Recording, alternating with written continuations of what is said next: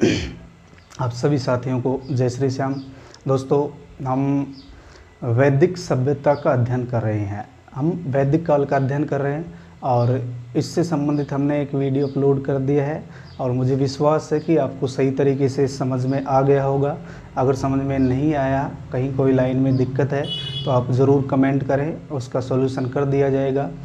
कल हम चर्चा कर रहे थे वैदिक साहित्य, और वैदिक साहित्य में भी हम वेदों के बारे में अध्ययन कर रहे त्रय। वेदों को श्रुति साहित्य कहा जाता है, अपौरुषे कहा जाता है, संहिता कहा जाता है। वेदों के बारे में सामान्य चर्चा की। वेद त्रय, ऋग्वेद, यजुर्वेद, सामवेद को वेद त्रय कहा जाता है। इसमें अथर्ववेद को शामिल नहीं किया गया है। इसी प्रकार जो ऋग्वेद है, ऋग्वेद सबसे प्राचीन वेद है जिसमें 10 मंडल, 1028 सूक्त, 10,598 मंत्र हैं। तो हम ऋग्वेद के मंडलों के बारे में चर्चा कर रहे थे।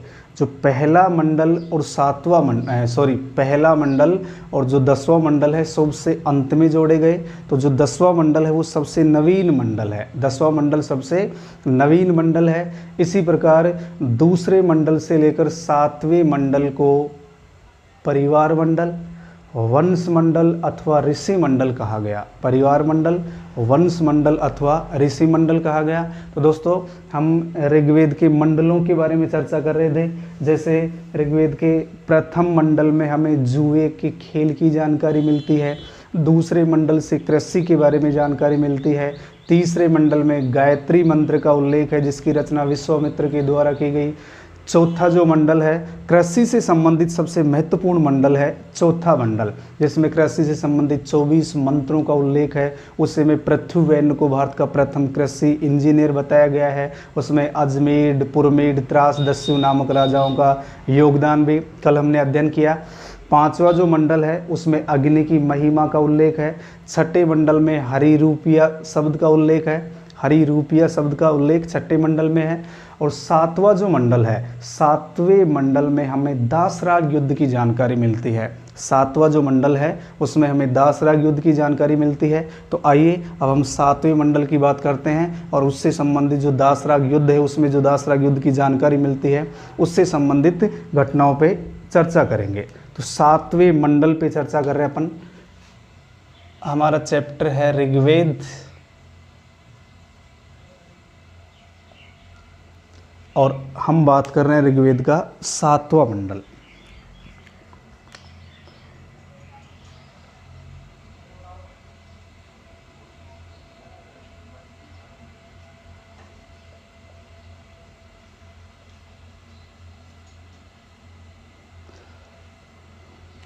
ऋग्वेद का जो 7वां मंडल है इसमें हमें दासराग युद्ध की जानकारी मिलती है। दासराग्य अथवा दसराग्य अथवा 10 राजाओं का युद्ध की जानकारी मिलती है। दसराग्य अथवा 10 राजाओं का युद्ध। और ये जो युद्ध है, ये जो दासराग युद्ध है, ये पुरुषणी अथवा रावी नदी किनारे हुआ।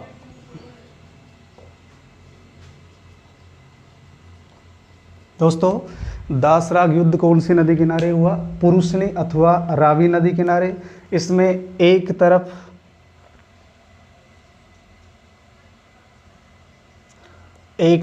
भरत जन का राजा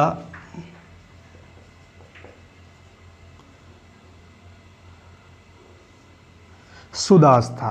इसमें एक तरफ भरत जन का राजा सुदास था और ये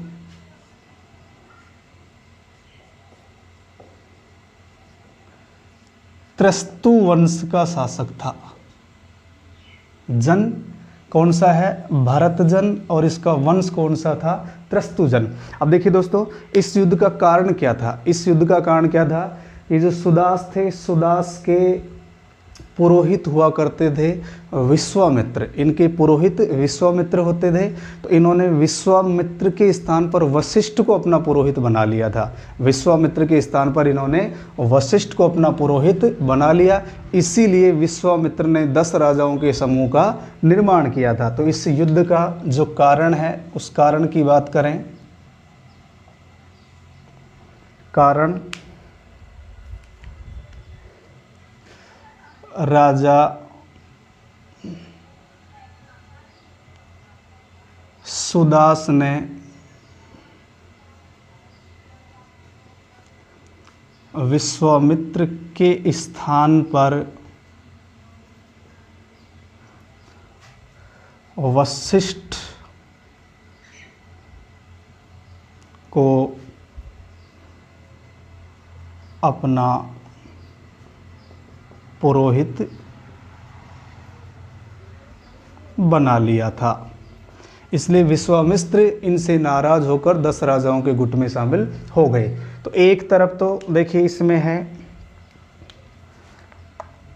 एक तरफ है भरत जन का राजा सुदास। इस युद्ध में एक तरफ कौन है? भरत जन के राजा सुदास। और इनका जो पुरोहित है, अब इनका पुरोहित चेंज हो चुका है। विश्वामित्र के स्थान पर इनका पुरोहित हो गया वशिष्ठ। विश्वामित्र के स्थान पर इनका पुरोहित कौन है? वशिष्ठ। और दूसरी तरफ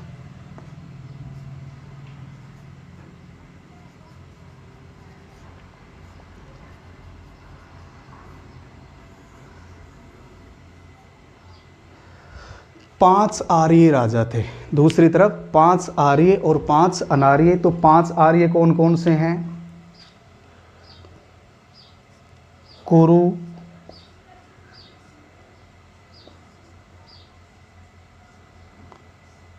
यदु, अनु,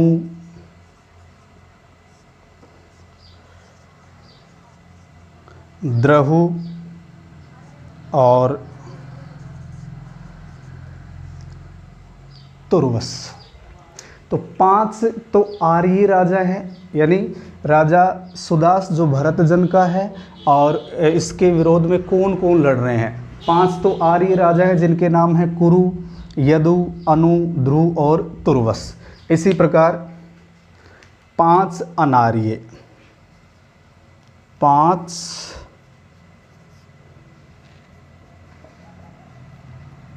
अनार्य राजा। इसमें 5 अनार्य राजा कौन कौन से हैं? शिव,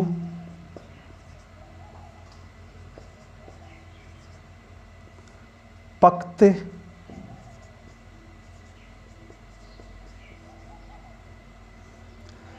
विषाणिन,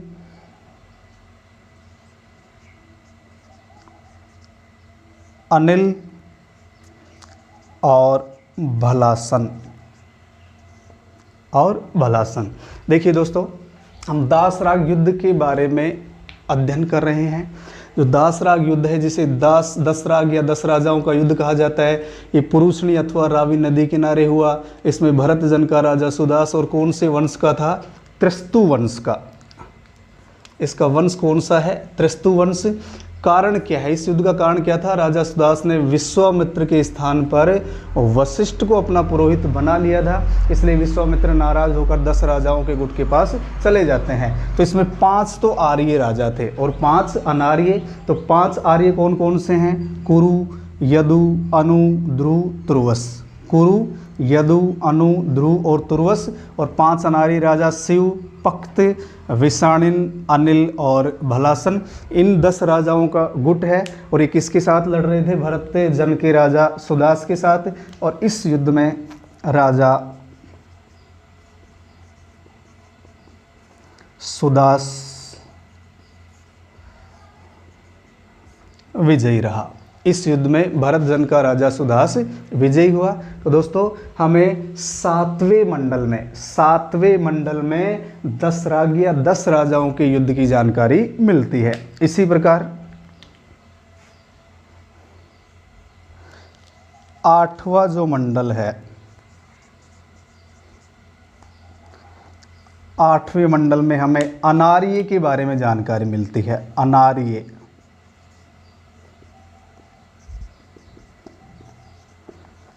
बारे में जानकारी मिलती है और ऋषि कण्व का संबंध इसी मंडल से है।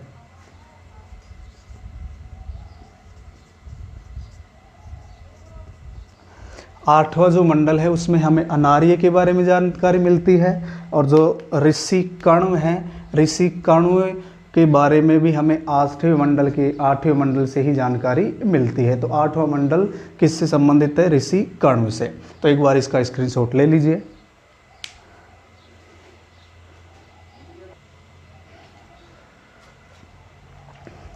इसके पश्चात देखिए दोस्तों, ऋग्वेद का 9वां मंडल, ऋग्वेद के 9वें मंडल में हमें क्या जानकारी मिलती है? एक तो 9वां मंडल सोम देवता को समर्पित है। 9वां मंडल सोम देवता को समर्पित है और इसी मंडल से हमें एक वाक्य मिलता है, एक जानकारी मिलती है। इसमें लिखा है कि मैं एक कवि हूँ, मेरे पिता एक वैद्य हैं और माता अनाज पीसने का कार्य करती है। इसकी जानकारी हमें ऋग्वेद के 9वें मंडल से मिलती है। तो अब हम बात करते हैं 9वां मंडल।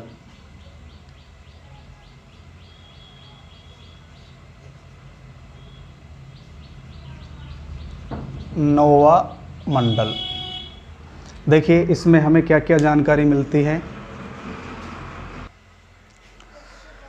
देखिए दोस्तों, जो 9वां मंडल है, एक तो ये 9वां मंडल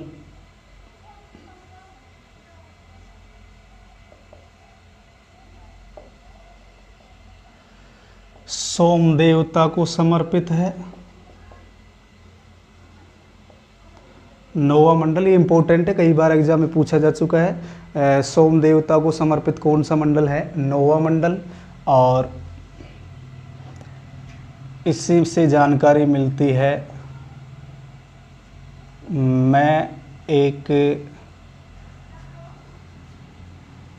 कवि हूँ, मेरे पिता वैद्य हैं, चिकित्सक हैं तथा मेरी माता अनाज पीसने का कार्य करती है।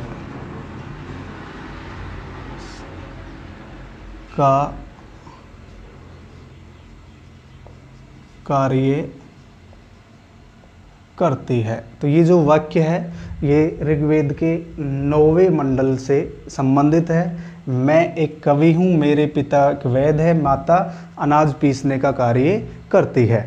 इसी प्रकार अब हम बात करते हैं 10वां और अंतिम मंडल।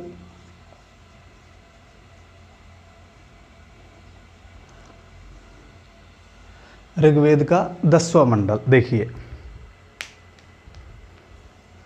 एक तो 10वें मंडल में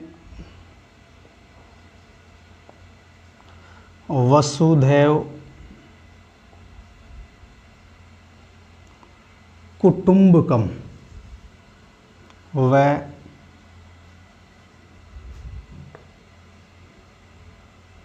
विवाह सूक्त की जानकारी मिलती है। 10वें मंडल से वसुधैव कुटुंबकम और विवाह सूक्त की जानकारी मिलती है, यानी इनका उल्लेख है। इसी प्रकार 10वें मंडल के नासदीय सूक्त में, 10वें मंडल के नासदीय सूक्त में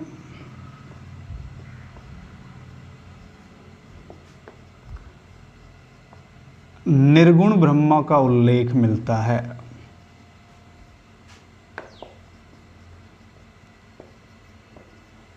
दसवें मंडल के नासदीय सूक्त में ध्यान रखना है दोस्तों आपको, नासदीय सूक्त है, सूक्त का नाम है नासदीय। इसमें हमें निर्गुण ब्रह्मा का उल्लेख मिलता है और इसमें सबसे महत्वपूर्ण है 10वें मंडल के पुरुष सूक्त। पुरुष सूक्त में सर्वप्रथम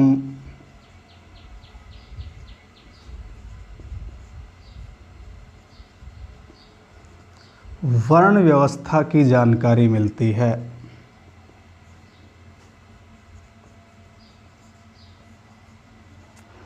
ये इंपॉर्टेंट क्वेश्चन है, याद रखना है आपको। 10वें मंडल का कौन सा सूक्त है? वर्ण व्यवस्था, पुरुष सूक्त।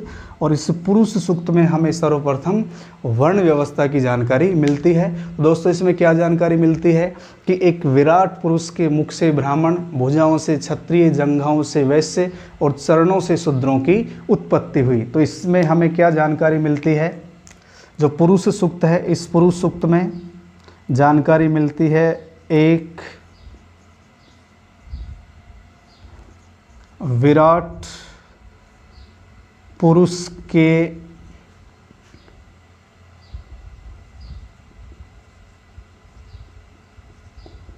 मुख से ब्राह्मण,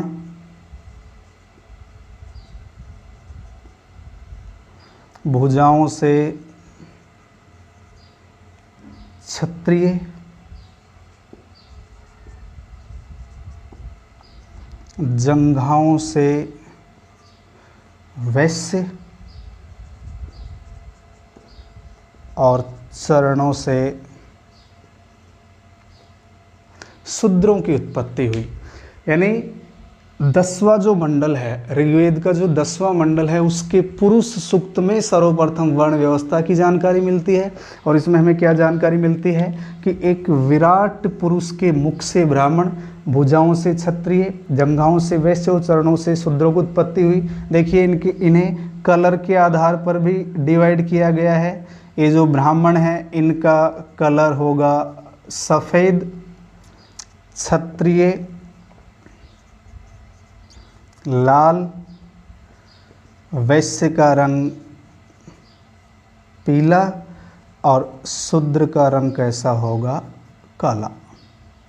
तो इन्हें कलर के आधार पर भी डिवाइड किया गया। ब्राह्मण सफ़ेद कलर के, क्षत्रिय लाल रंग के, वैश्य पीले कलर के और शूद्र काले रंग के होंगे। इसी प्रकार दोस्तों हमें याद रखना है शूद्र का सर्वप्रथम उल्लेख, शूद्र का हमें सर्वप्रथम उल्लेख ऋग्वेद के 10वें मंडल के पुरुष सूक्त में ही मिलता है। नोट,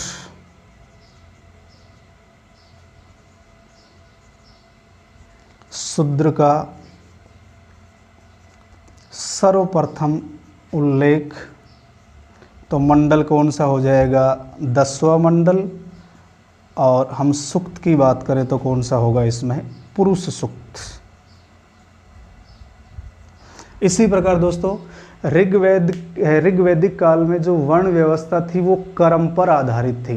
वो कर्म पर, ऐसे इसके बारे में डिटेल से हम जब सामाजिक जीवन पढ़ेंगे वहाँ चर्चा करेंगे। केवल सामान्य फैक्ट की बात कर रहे अपन। तो शूद्र का सबसे पहले उल्लेख कहाँ मिलता है हमें? 10वें मंडल के पुरुष सूक्त में। नंबर 2,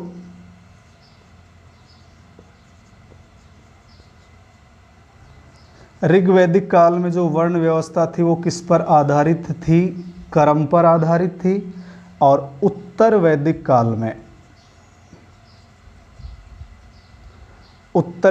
काल में वर्ण व्यवस्था कठोर हो गई और किस पर आधारित हो गई? जन्म पर आधारित हो गई। ऋग्वैदिक काल में वर्ण व्यवस्था कर्म पर आधारित थी और उत्तर वैदिक काल में वर्ण व्यवस्था जन्म पर आधारित हो गई। यद्यपि इसके बारे में हम डिटेल से अध्ययन करेंगे जब यहाँ का सामाजिक, धार्मिक, आर्थिक जीवन पढ़ेंगे, अलग अलग टॉपिक पढ़ेंगे, वहाँ डिटेल से अध्ययन करेंगे।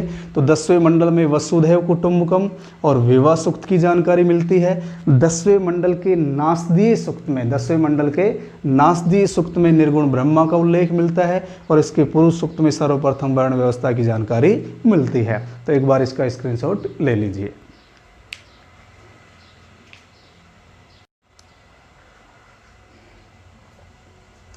इसके पश्चात देखिए दोस्तों, अब हम बात करते हैं यजुर्वेद की। ऋग्वेद के पश्चात दूसरा वेद है जिसका नाम है यजुर्वेद। तो आइए अब हम बात करते हैं यजुर्वेद।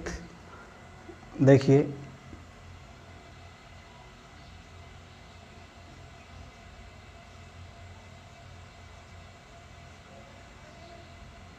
यजुर्वेद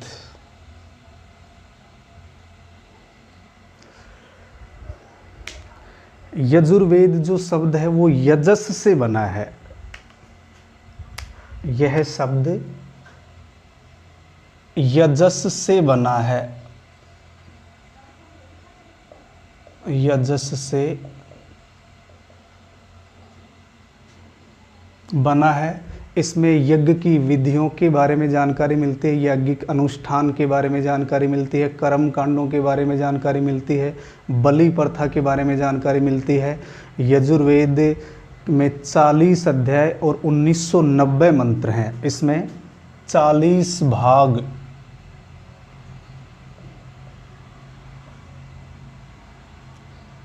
और मंत्रों की संख्या 1990 है। इसमें 40 अध्याय 40 भाग हैं और मंत्रों की संख्या कितनी है? 1990। इसी प्रकार इसका उपवेद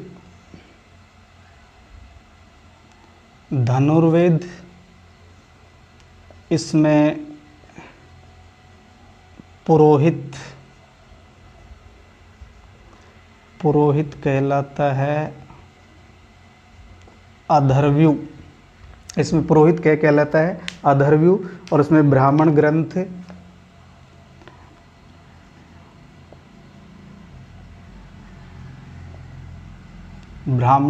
हैं तैत्रेय और मैत्रायणी। ब्राह्मण ग्रंथ कौन कौन से हैं? तैत्रेय और मैत्रायणी। इसी प्रकार उपनिषद,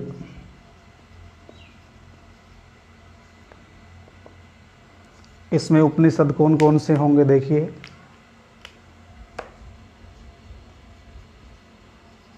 तैत्रेय,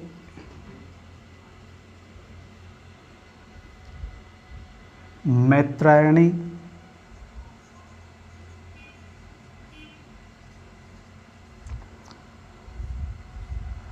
वृहदारण्यक,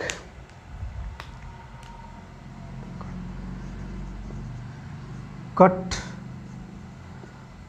ईश और श्वेताश्वर। दोबारा देखिए, हम यजुर्वेद के बारे में अध्ययन कर रहे हैं। यजुर्वेद शब्द यजस से बना है। इसमें 40 भाग हैं, मंत्रों की संख्या 1990 है। इसका उपवेद धनुर्वेद है, पुरोहित अधर्व्यू, ब्राह्मण ग्रंथ तैत्रेय और मैत्रायणी, उपनिषद तैत्रेय, मैत्रायणी, वृहदारण्यक, कठ, ईश और श्वेताश्वर। इसके पश्चात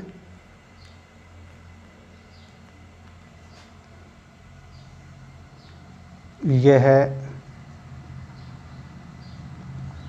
गद्य एवं पद्य में विभाजित है। दोस्तों, जो यजुर्वेद है वो गद्य और पद्य में विभाजित है। ध्यान रखना है, गद्य और पद्य में विभाजित है। और इसमें हमें क्या क्या जानकारी मिलती है? कर्मकांड, यज्ञ की विधियां व बलि प्रथा की जानकारी मिलती है।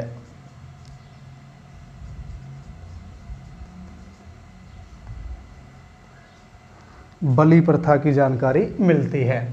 तो जो यजुर्वेद है गद्य और पद्य में क्वेश्चन आया हुआ है कि कौन सा वेद है जो गद्य और पद्य में लिखा गया है। तो गद्य और पद्य में कौन सा वेद लिखा गया है? आपका यजुर्वेद। इसमें कर्मकांड, यज्ञ की विधियां तथा बलि प्रथा की जानकारी मिलती है। तो ये 2 भागों में विभाजित है।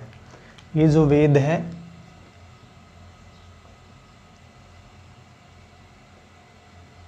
दो भागों में विभाजित है। इसमें पहला है शुक्ल यजुर्वेद,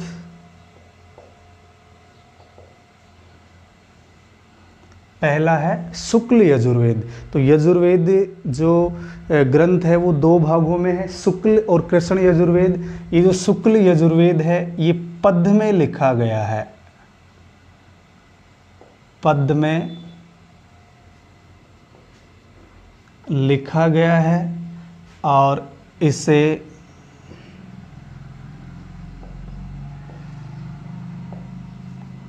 वाजस्नेही संहिता भी कहा जाता है।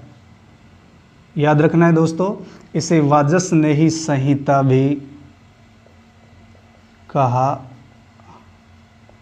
जाता है। इसके पश्चात नंबर 2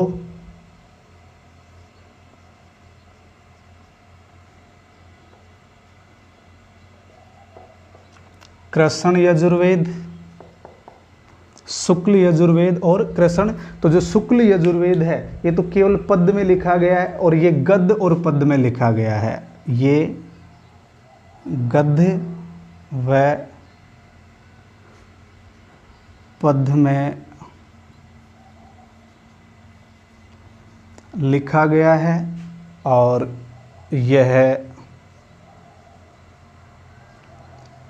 4 भागों में विभाजित है। जो कृष्ण यजुर्वेद है वो कितने भागों में विभाजित है? 4 भागों में। देखिए,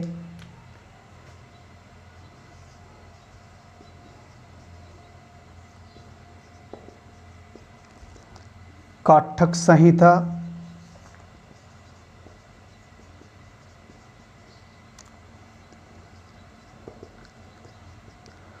मैत्रायणी संहिता,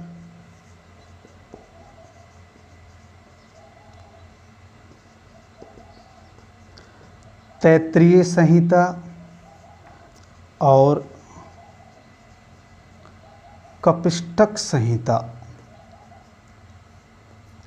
दोस्तों आपको डिटेल से अध्ययन करना है, केवल फैक्टों पे आप विश्वास से न करें, क्योंकि मानता हूं कि आप पुलिस से पटवार की तैयारी कर रहे हैं, इसलिए आप केवल फैक्टों में ज़्यादा विश्वास करते हैं। लेकिन आजकल फैक्ट के अलावा भी अंदर से क्वेश्चन पूछे जाते हैं, तो मैं पूर्ण रूप से कोशिश कर रहा हूँ। यद्यपि इस ज़माने में कोई व्यक्ति पूर्ण नहीं है। जो अपने आप को अपने सब्जेक्ट के बादशाह, सिकंदर कहते हैं, जादूगर कहते हैं। कोई कहता है कि मैं रीजनिंग का बादशाह हूँ, मैं इतिहास का बादशाह हूँ, मैथ का बादशाह हूँ, उसका जादूगर हूँ। इस दुनिया में कोई जादूगर नहीं होता है, केवल वक्त जादूगर होता है। वक्त, समय बलवान होता है। तो मेरे से जितना हो रहा है मैं प्रयास कर रहा हूँ कि आपको डिटेल से मैटर दिया जाए। फिर भी मैं अपने आप में पूर्ण नहीं हूँ, कोई भी अपने आप में पूर्ण नहीं है। तो आप कोशिश करें कि केवल फैक्टों में विश्वास न करें। केवल फैक्ट रटने से हमारा सिलेक्शन नहीं होगा, आप इनको डिटेल से पढ़िए। तो यजुर्वेद यजस से बना है, ये 40 भाग हैं, मंत्रों की संख्या 1990 है। इसका उपवेद धनुर्वेद, इसमें पुरोहित अधर्व्यू कहलाता है।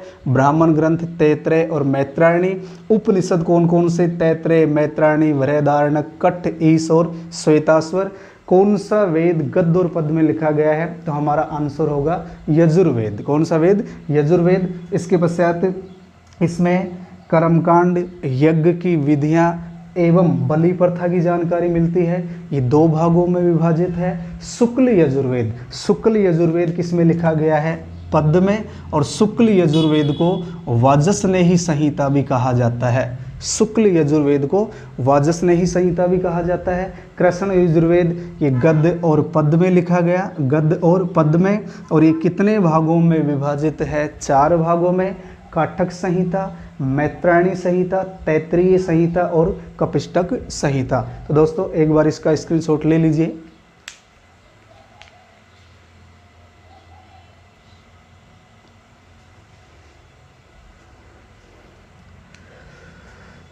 इसके बाद अब बात करते हैं दोस्तों सामवेद। तीसरा वेद है सामवेद। ऋग्वेद, यजुर्वेद और उसके बाद है सामवेद। देखिए सामवेद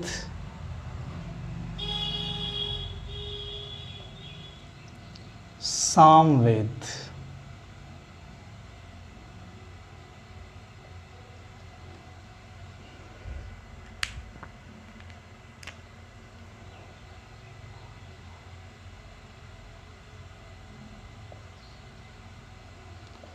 साम का अर्थ होता है गान।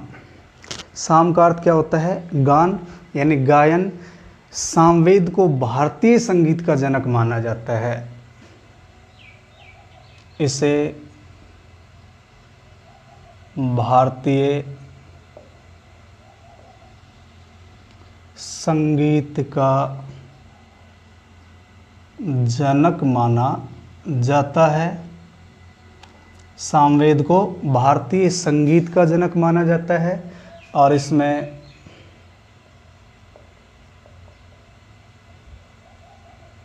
मंत्रों की संख्या 1549 है। इसमें मंत्रों की संख्या कितनी है? 1549। दोस्तों, ये जो सामवेद है ये ऋग्वेद पर आधारित है, यानी केवल 75 सूक्तों को छोड़कर सभी सूक्त ऋग्वेद से लिए गए हैं। तो यह वेद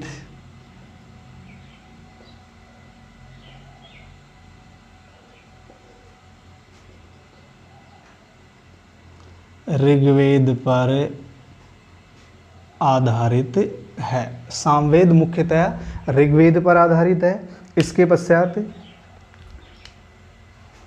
इसमें जो उपवेद है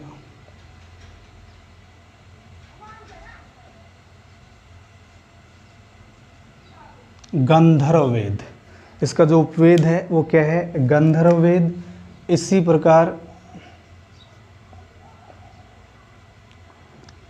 इसमें जो पुरोहित है उसे कहा जाता है उद्गाता। पुरोहित को क्या कहा जाता है? उद्गाता। इसी प्रकार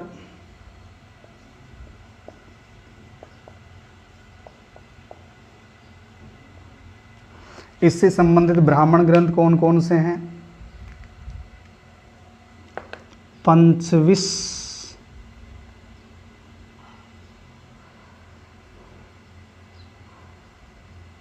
षड्विश और जैमिनीय। इससे संबंधित ब्राह्मण ग्रंथ कौन कौन से हैं? पंचविश, षड्विश और जैमिनीय। और इसके उपनिषद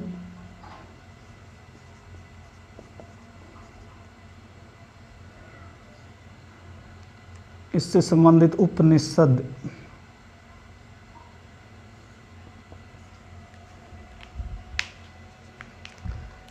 छांदोग्य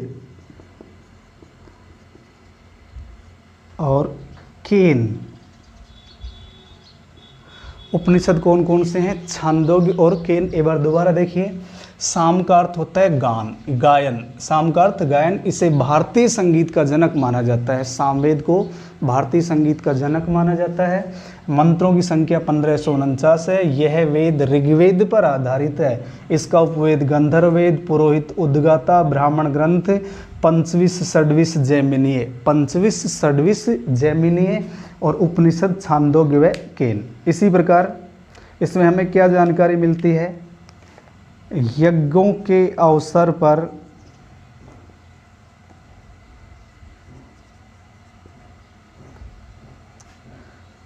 उच्च स्वर में गाए जाने वाले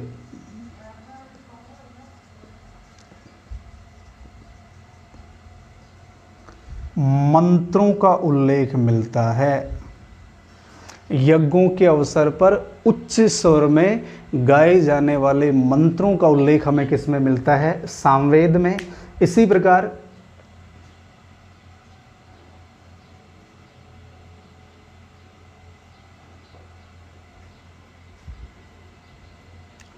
श्री कृष्ण ने कहा था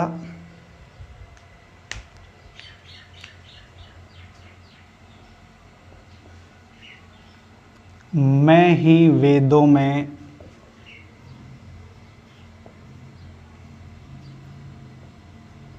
सामवेद हूँ।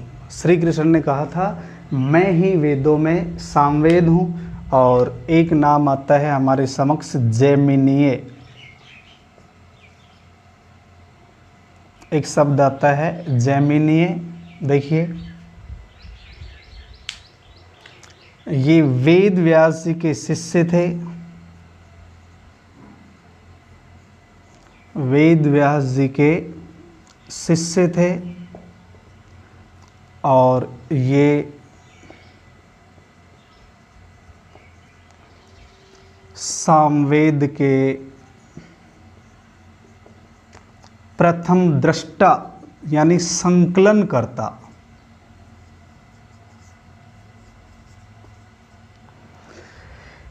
जैमिनीय वेद व्यास जी के शिष्य थे और ये सामवेद के प्रथम दृष्टा थे, यानी इनके संकलन करता थे। उसके बाद आचार्य सुकर्मा ने इस परंपरा को आगे बढ़ाया था। यानी जैमिनीय के बाद, इनके बाद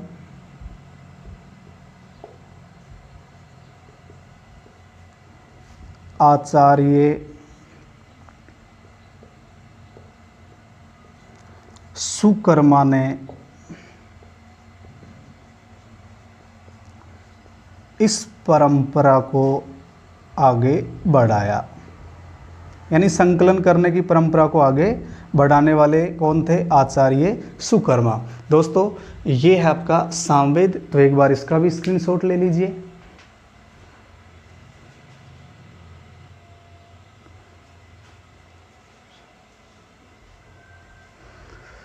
इसके पश्चात अब हम बात करते हैं अथर्ववेद, जो सबसे अंतिम वेद है और वेद त्रयी का हिस्सा नहीं है। हमने बात की थी सबसे अंतिम वेद है और ये वेद त्रयी का हिस्सा नहीं है, और इसकी रचना अथर्व अंगिरस ऋषि के द्वारा की गई थी। अथर्व अंगिरस ऋषि के द्वारा की गई। ये सबसे लोकप्रिय वेद है। इसे श्रेष्ठ वेद या ब्रह्म वेद के नाम से भी जाना जाता है। तो आइए अब हम बात करते हैं अथर्ववेद की। अथर्ववेद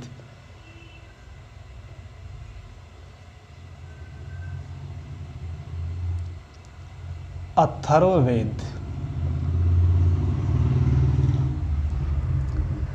एक तो इसकी रचना सबसे अंत में हुई।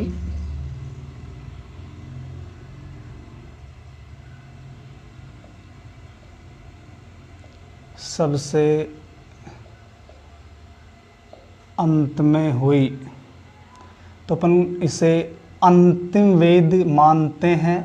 अंतिम वेद है क्योंकि टोटल 4 वेद हैं। ये वेद त्रयी का हिस्सा नहीं है। इसी प्रकार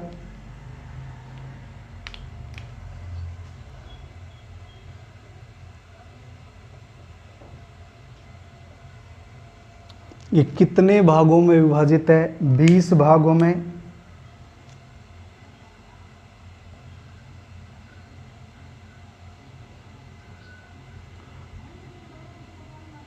और इसमें सूक्तों की संख्या है 731। 20 भागों में विभाजित है।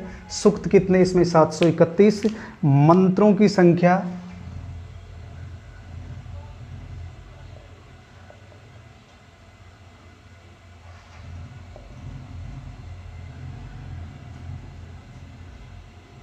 8987 अर्थात लगभग 6000, और इनमें से 200 मंत्र ऋग्वेद से लिए गए हैं। अपन यही नोट करेंगे 200 मंत्र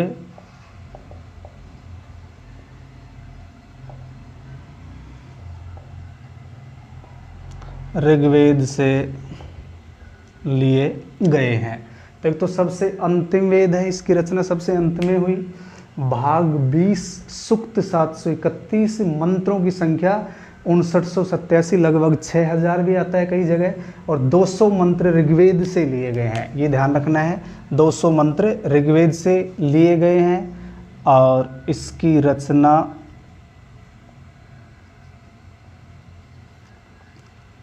अथर्व अंगिरस ऋषि द्वारा की गई।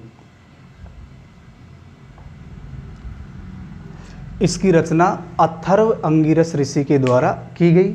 इसके पश्चात इसका उपवेद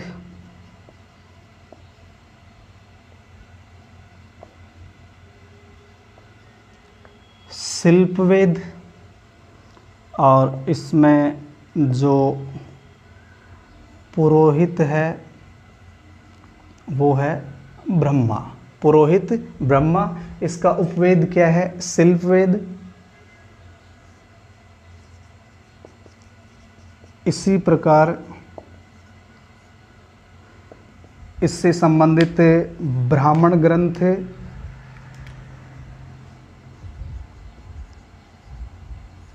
गोपथ। इससे संबंधित ब्राह्मण ग्रंथ कौन सा है? गोपथ। इससे संबंधित उपनिषद कौन कौन से हैं? देखिए, मुंडक, मांडुक्य और प्रश्न।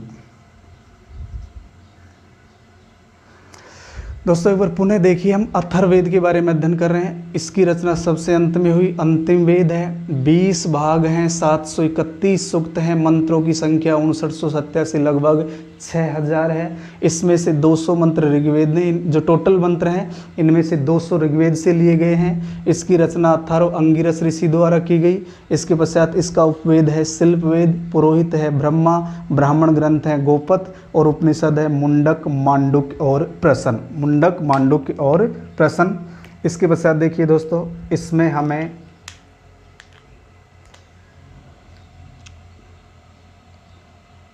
औषधि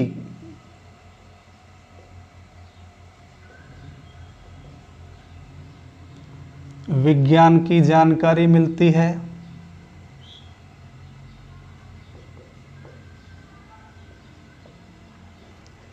शल्य चिकित्सा की जानकारी मिलती है।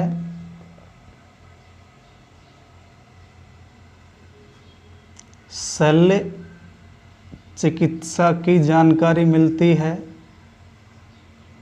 इसी प्रकार जादू टोना, टोटका, वशीकरण, मंत्रों की जानकारी मिलती है।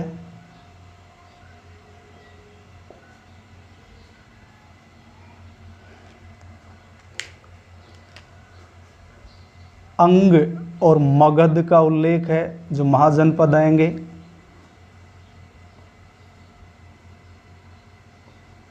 अंग और मगध का उल्लेख मिलता है। इसी प्रकार यह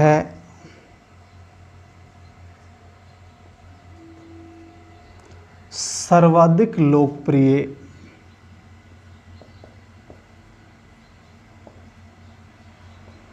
वेद माना गया है,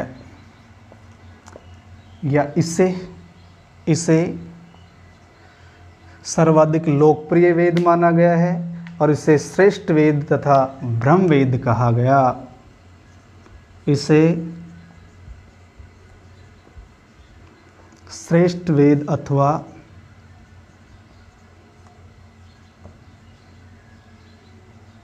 ब्रह्म वेद कहा गया। तो दोस्तों अथर्ववेद सबसे अंतिम वेद है। अथर्व अंगिरस ऋषि के द्वारा इसकी रचना की गई। इसका उपवेद शिल्प वेद, पुरोहित ब्रह्मा, ब्राह्मण ग्रंथ गोपथ, उपनिषद मुंडक, मांडुक्य, प्रश्न, औषधि विज्ञान की जानकारी, शल्य चिकित्सा की जानकारी, जादू टोना टोटका वशीकरण मंत्रों की जानकारी, अंग और मगध के बारे में जानकारी। इसे सर्वाधिक लोकप्रिय वेद माना गया, इसीलिए इसे श्रेष्ठ वेद अथवा ब्रह्म वेद कहा गया है। तो दोस्तों इसका भी आप स्क्रीनशॉट ले लीजिए।